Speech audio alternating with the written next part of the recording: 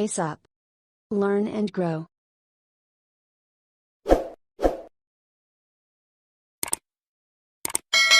Channel pace up. आज हम देखने वाले हैं असेसमेंट फॉर लर्निंग का नेक्स्ट टॉपिक। इजी है, इम्पॉर्टेंट है, समझ लेंगे तो एग्जाम्स में हर बार इसके ऊपर से क्वेश्चन आते हैं। स्पेशली जो भी टेट्स एग्जाम है, जैसे यूपी टेट, एमपी टेट या जो भी सी टेट एग्जाम्स फेस कर रहे हैं, उसमें से ये क्वेश्चंस लगातार देखे गए हैं 3-4 साल में। तो टॉपिक स्टार्ट करने के पहले अगर आपने मेरा चैनल सब्सक्राइब नहीं किया तो सब्सक्राइब कर लें, ताकि आगे आने वाले वीडियोस आपको हेल्प करते रहें आपके एग्जाम्स के लिए। चलिए स्टार्ट करते हैं अपना टॉपिक, असेसमेंट फॉर लर्निंग। अधिगम का आंकलन किस तरीके से ऑफ, फॉर, एज और इन। अब इन शब्दों के हिसाब से असेसमेंट कैसे होता है, आप बच्चे को कैसे जज कर सकते हो या वो खुद को कैसे जज करता है, किस तरीके से आप हेल्प कर सकते हैं। जल्दी से हम ये टॉपिक समझ लेते हैं, बहुत इंपॉर्टेंट है। सबसे पहले असेसमेंट ऑफ लर्निंग यानी अधिगम का आंकलन। अधिगम का आंकलन क्या है? अधिगम का आंकलन कब किया जाता है? जब टीचिंग लर्निंग प्रोसेस चल रहा होता है, जब हाँ पढ़ाई चल रही होती है और उसी समय टीचर क्वेश्चन पूछता है, ओरल क्वेश्चंस पूछता है, समझने की कोशिश करता है कि बच्चे को कितना समझ में आया। इस तरीके से वो जज कर पाता है कि बच्चा किस लेवल का है, या ये बिलो एवरेज है, एवरेज है, या फिर ये ब्रिलियंट है या बहुत अच्छा स्टूडेंट है। इस पार्ट में आपके इंक्लूड होते हैं पेरेंट्स, टीचर, स्कूल स्टाफ, सभी लोग इंक्लूड होते हैं जब हम असेसमेंट ऑफ लर्निंग करते हैं। मतलब टीचर्स भी अपना व्यू बताएंगे, पेरेंट्स भी बताएंगे, स्कूल स्टाफ भी बताएगा। मेन ऑब्जेक्टिव क्या होता है कि बच्चे ने आफ्टर ऑल क्या सीखा, उसमें क्या इम्प्रूवमेंट हुआ, क्या उसने नई स्किल उसके अंदर डेवलप हुई। Very important objective.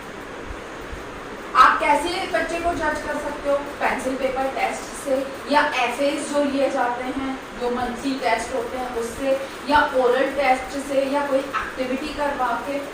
और कब होता है? At the end of the chapter या फिर at the end of the topic. Term नहीं, at the end of topic होना चाहिए। इतनी बात क्लियर हो गई? ये ऑफ के लिए हो गया। अब इसमें मेन रोल होता है टीचर का। इसमें मेन एक्टिव क्या होती है? टीचर होती है, क्योंकि जब क्लास में टीचर पढ़ा रही होती है तो टीचर ही मेन ध्यान देती है कि बच्चा किस हिसाब से आंसर दे रहा है, किस हिसाब से उसने एग्जाम में लिखा था, कैसे उसको टॉपिक समझ में आया है, कितना उसने स्कोर किया है। अब नेक्स्ट पे चलते हैं, असेसमेंट फॉर पे। ये ऑफ हो गया। फॉर हिंदी में क्या कहेंगे? के लिए, अधिगम के लिए आंकलन। के लिए मतलब उसके लिए आंकलन किसके लिए किया जा रहा है? फीडबैक के लिए, बच्चे के इम्प्रूवमेंट के लिए। तो इसमें क्या है? मेन पार्ट है part of summative assessment. Summative assessment यानी जो फाइनल एग्जाम होता है, सीधे सीधे शब्दों में एंड ऑफ द सेशन किया जाता है, और क्या बच्चे ने सीखा उस बेसिस पे और रैंक दिए जाते हैं, ग्रेड्स दिए जाते हैं। तो वो होता है आपका असेसमेंट फॉर लर्निंग। इसमें टीचर का ही मेन रोल होता है, बट यस इसमें स्टूडेंट भी इन्वॉल्व होता है। स्टूडेंट भी इन्वॉल्व होता है। कैसे? वो हम इस पॉइंट में समझेंगे। Monitor, observe and collect data for feedback improvement done during teaching learning process. बच्चे को मॉनिटर किया, ऑब्जर्व किया एंड उसके बारे में साल भर का डेटा कलेक्ट किया। हर एक एग्जाम का रिकॉर्ड रहता है रिपोर्ट कार्ड में, तो उसके हर एक एग्जाम का रिकॉर्ड रखा और उस हिसाब से उसको फीडबैक दिया कि तुम यहाँ पे पीछे हो रहे हो, तुमने इसमें इम्प्रूव किया है, इस सब्जेक्ट में और तुम्हें वर्क करना है। तो इस तरीके से टीचर और बच्चा दोनों रिवैम्प कर सकता है टीचिंग लर्निंग प्रोसेस को। टीचर भी अपने आप में इम्प्रूवमेंट ला सकती हो सकता है टीचर की टीचिंग में कुछ फ्लॉ हो, इसलिए बच्चा नहीं समझ पा रहा, या उसका मेथड थोड़ा डिफरेंट करके पढ़ाए तो वो ज़्यादा अच्छे से समझ पाए। और बच्चे का भी इम्प्रूवमेंट होता है जब वो लर्निंग प्रोसेस, अपने लर्निंग का तरीका बदल देता है। कई बार हो सकता है कि वो सिर्फ रीडिंग कर रहा हो, लिख के प्रैक्टिस ना कर रहा हो, तो टीचर अगर थोड़ा सा भी उसको अगर फीडबैक में बता दें कि आप लिख के प्रैक्टिस करो तो हो सकता है उसमें बहुत अच्छा इम्प्रूवमेंट आ जाए और बहुत अच्छा स्कोर कर पाए। तो इस तरीके से यहाँ पे स्टूडेंट भी इसलिए इन्वॉल्व होता है। यहाँ पे मेन टीचर एक्टिव होती है, यहाँ पे टीचर एंड स्टूडेंट दोनों ही एक्टिव होते हैं।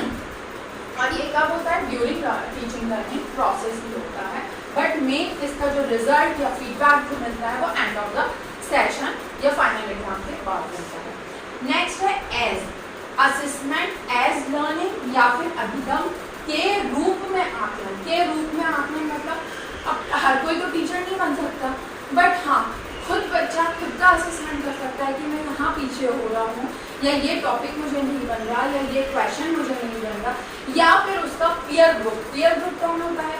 उसके फ्रेंड्स होते हैं या उसके क्लासमेट्स होते हैं जिनके साथ वो कई बार होता है यार मेरे से ये क्वेश्चन पूछ के देखना बन रहा है कि नहीं बन रहा, और फिर बच्चा उसका फ्रेंड ही बताता है कि तुम यहाँ गलती कर रहे हो, या फ्रेंड ही उसको हेल्प कर देता है कि तुम इस तरीके से करो तो तुम ज़्यादा अच्छे से कर पाओगे।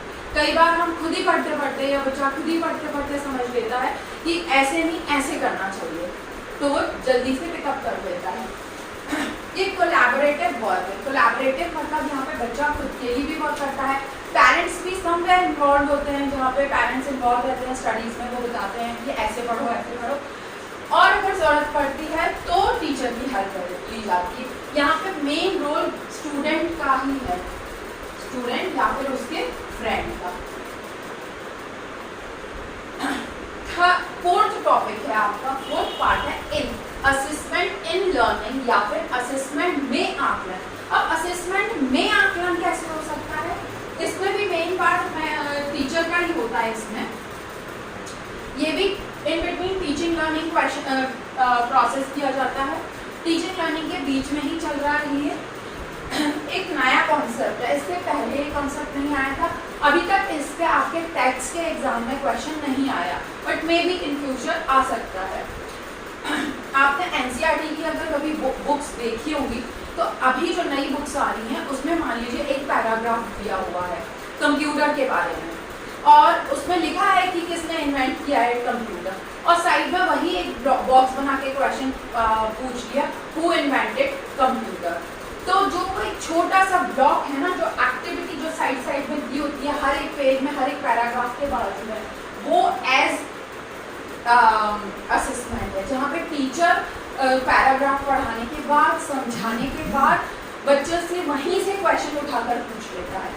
मैंने ऊपर आई बटन एक इमेज भी दिखाई है आपको, उसमें दिख रहा होगा कि एक बॉक्स में एक क्वेश्चन लिखा हुआ है, example questions from particular paragraph. ये पूरे चैप्टर से नहीं है, ये एंड ऑफ द सेशन नहीं है, ये एंड ऑफ द टॉपिक नहीं है, ये टॉपिक या पैराग्राफ के साथ साथ चलते वाला असेसमेंट है, इसलिए इसको एज असेसमेंट बोलते हैं। एज मतलब जब पढ़ते जा रहे हैं साथ साथ में क्वेश्चन पूछते जा रहे हैं, और टीचर भी वहीं से उठा के क्वेश्चन बच्चों से पूछ लेती है। तो ये टॉपिक अपना कंप्लीट हुआ फॉर एज एंड इन। सारे पार्ट्स कवर कर दिए हैं। स्टिल आपको कोई डाउट हो तो आप मुझे मैसेज कर सकते हैं, कमेंट बॉक्स पे कमेंट कर सकते हैं, या मुझे मेल कर सकते हैं batkushshweta@gmail.com पर। टॉपिक पसंद आया तो लाइक करें, शेयर करें, सब्सक्राइब करें। नेक्स्ट वीडियो तक के लिए थैंक यू एंड बाय।